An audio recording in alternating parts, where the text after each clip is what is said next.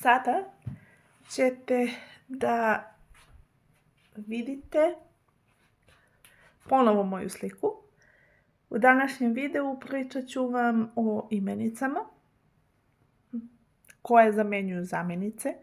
Tačnije pričat ćemo o zamjenicama koje se kažu personal pronomen, a zamjenice su sljedeće: ich, ch je h, to ću vam napisati, to znači ja, du, ti, er, on, sie, ona, es, ono.